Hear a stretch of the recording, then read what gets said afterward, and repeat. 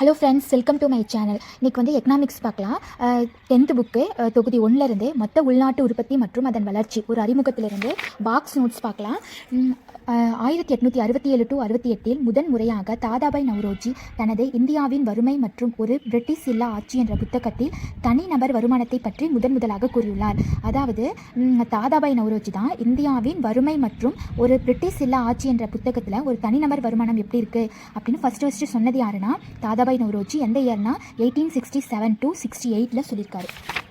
Next one வந்து 1934 ஆண்டில் காங்கிரஸ் அறிக்கையின்படி சைமன் குஸ்னட் என்பவரால் ஜிடிபியின் நவீன கருத்து முதலில் உருவாக்கப்பட்டது. ஜிடிபியோட நவீன கருத்து முதல்ல யாருனால உருவாக்கப்பட்டதுன்னு கேட்பாங்க. யாருன்னா சைமன் குஸ்னட் அப்படின்றதுனால தான் உருவாக்கப்பட்டது.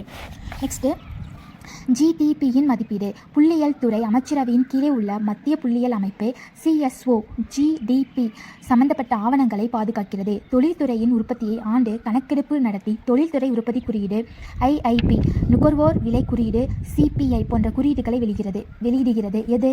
ஜிடிபி தான் வெளியிடுதுன்னு சொல்லலாம். இந்த ஜிடிபியோட நவீன கருத்தை முதல்ல உருவாக்குனது யாரை நம்ம இதுக்கு முன்னாடி பாக்ஸ் நோட்ஸில் பார்த்தோமா? 1934 யார் உருவாக்குனாங்க?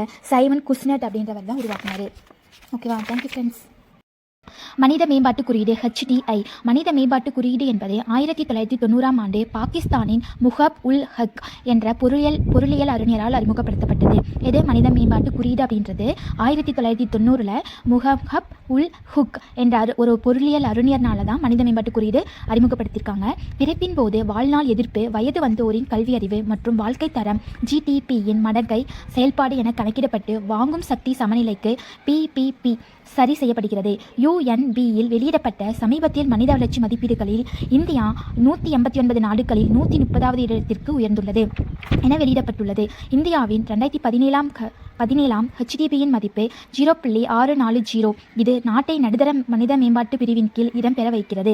1990 to 2017 இடைப்பட்ட காலத்தில் இந்தியாவின் HDI மதிப்பு 0.427 இருந்து 0.640 உயர்ந்தது. இது கிட்டத்தட்ட 50% அதிகரித்து மில்லியன் மக்களின் வறுமையை போக்கி நாட்டின் குறிப்பிடத்தக்க குறியீடாக உள்ளது. 1990 to 2017 இடைப்பட்ட காலத்தில் பிறப்பின் போது வாழ்நாள் எதிர்பார்ப்பு 11 ஆண்டுகள் அதிகரித்து பள்ளிகளின் எதிர்பார்ப்பு ஆண்டுகள் குறிப்பிடத்தக்க அளவிற்கு சாதகமாகியுள்ளது. 1990 ஆண்டுகளை விட இன்று இந்தியாவில் பள்ளி செல்லும் குழந்தைகள் 4.7 ஆண்டுகள். அதே சமயம் 1990 மற்றும் 2017 ஆண்டுகளில் இந்தியாவில் GSI 266.6% அதிகரித்துள்ளது.